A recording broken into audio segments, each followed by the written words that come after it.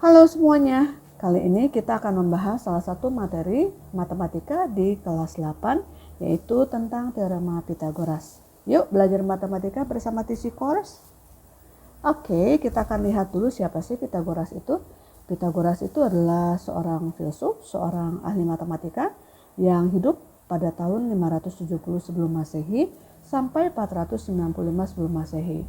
Wow, sudah lama sekali ya. Jadi Pythagoras itu tinggal atau lahir di Samos, yaitu suatu daerah di Yunani. Dan salah satu penemuan yang terkenal adalah disebut dengan teorema Pythagoras sesuai dengan namanya ya.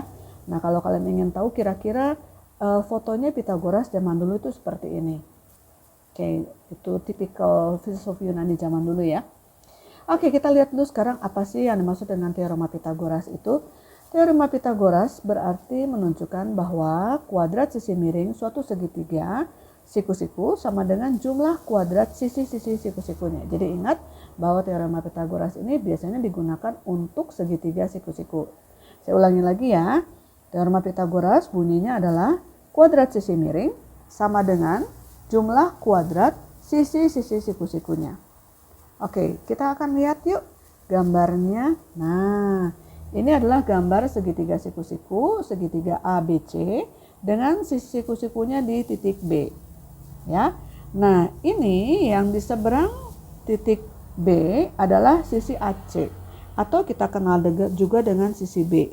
Perhatikan kalau kita mau menulis sisi itu menggunakan huruf kecil, sedangkan kalau titik sudut menggunakan huruf besar, ya. Dan ini adalah sisi miring atau disebut juga hipotenusa.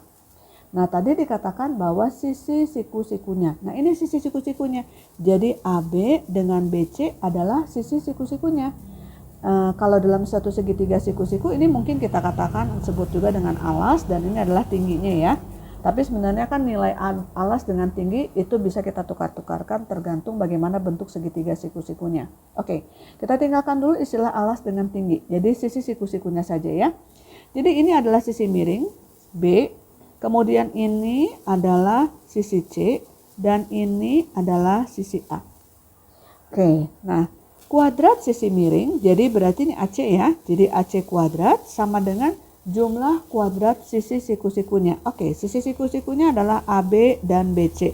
Jadi AB kuadrat ditambah BC kuadrat.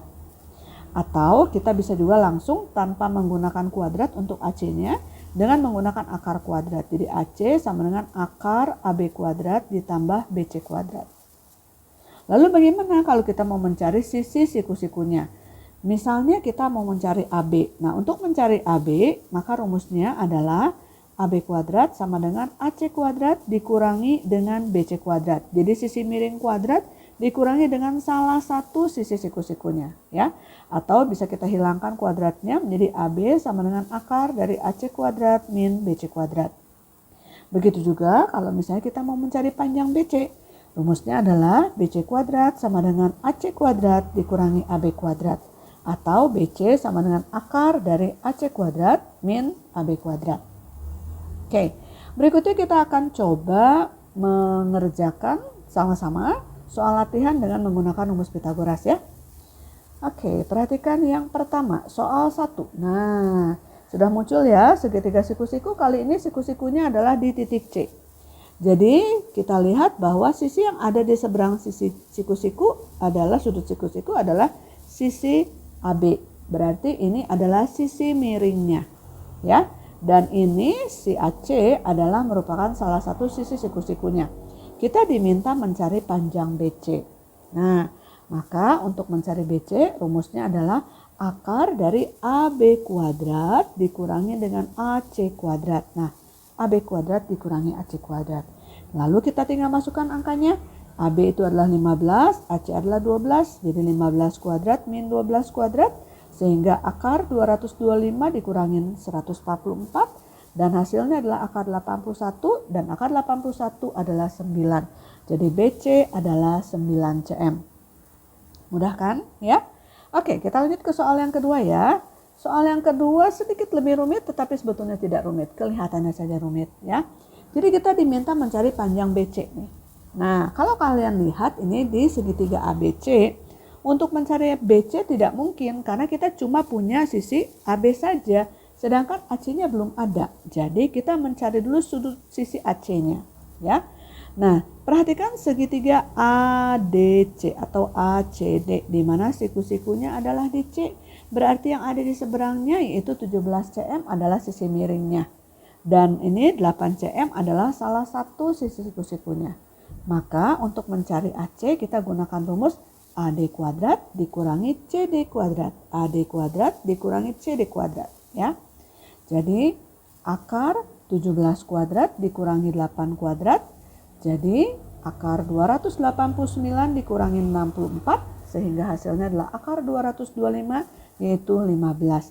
Jadi panjang AC adalah 15 cm. Nah setelah itu baru deh kita bisa mencari panjang BC.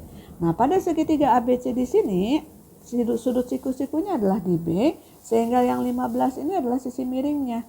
Jadi untuk mencari BC adalah tinggal mencari akar AC kuadrat dikurangi dengan AB kuadrat.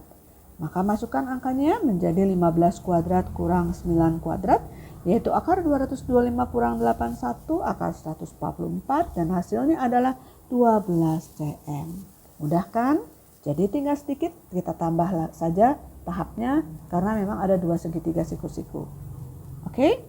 Kita lanjut ke soal yang ketiga ya. Soal yang ketiga ini soal cerita. Kita baca sama-sama yuk.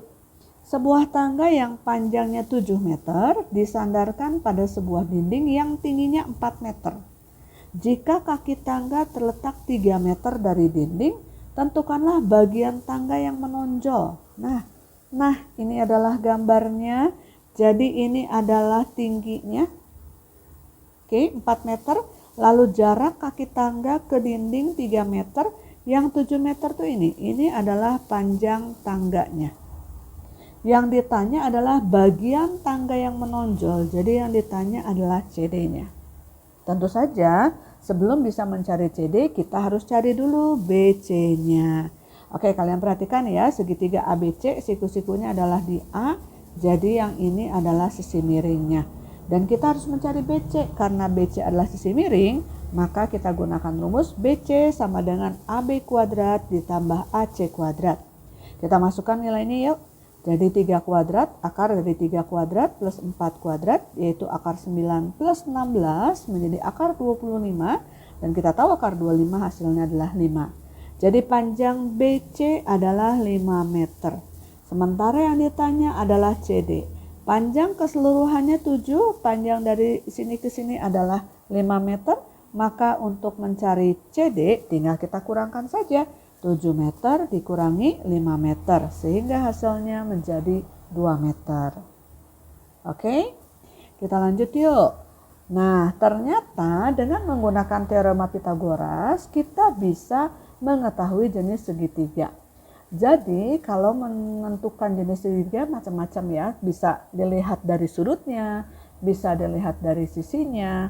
Nah, kita akan melihat bahwa teorema Pythagoras ini bisa menentukan apakah segitiganya itu termasuk segitiga siku-siku, ataukah segitiga tumpul, atau segitiga lancip. Ya, kalau segitiga siku-siku berarti salah satu sudutnya adalah sudut siku-siku. Kalau segitiga tumpul berarti salah satu sudutnya adalah sudut tumpul. Sedangkan kalau segitiga lancip semua sudutnya adalah sudut lancip. Jadi intinya adalah kita tetap menggunakan teorema Pythagoras tapi dengan memperhatikan nilai dari sisi miring kuadratnya. Apakah sama dengan jumlah kuadrat sisi siku-sikunya? Ataukah kuadrat sisi miringnya lebih besar daripada jumlah kuadrat sisi siku-sikunya? Atau sebaliknya jumlah sisi kuadrat sisi miringnya lebih kecil daripada jumlah kuadrat sisi siku-sikunya. Tapi tentu saja kita tidak menggunakan sisi siku-siku untuk segitiga tumpul dan segitiga lancip.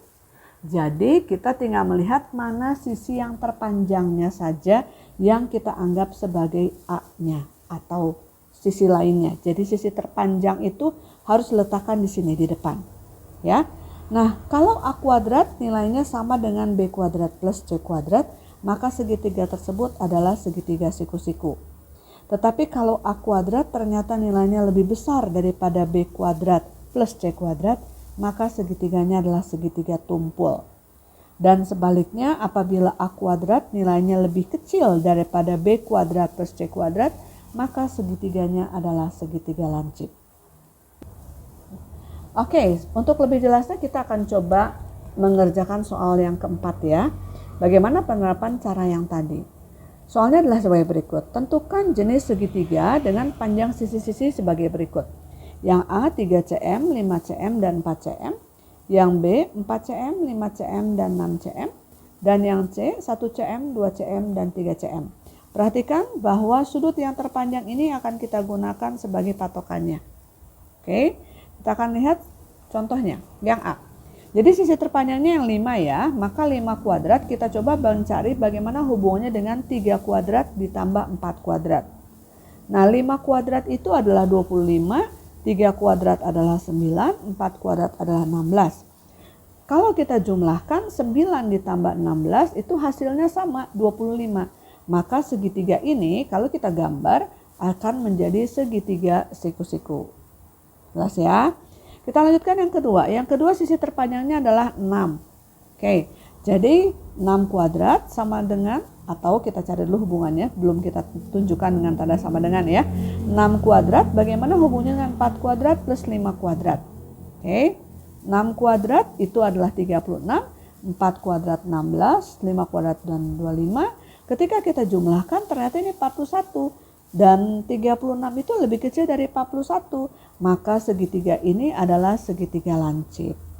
Ya. Lalu yang ketiga, sisi yang terpanjangnya adalah 3. Kita masukkan lagi ke rumus yang tadi, 3 kuadrat bagaimana hubungannya dengan 1 kuadrat plus 2 kuadrat. 3 kuadrat adalah 9, 1 kuadrat adalah 1, 2 kuadrat adalah 4. Maka 9 dan ini hasilnya kalau kita jumlahkan adalah 5. Jadi 9 lebih besar daripada 5. Maka segitiga ini adalah segitiga tumpul.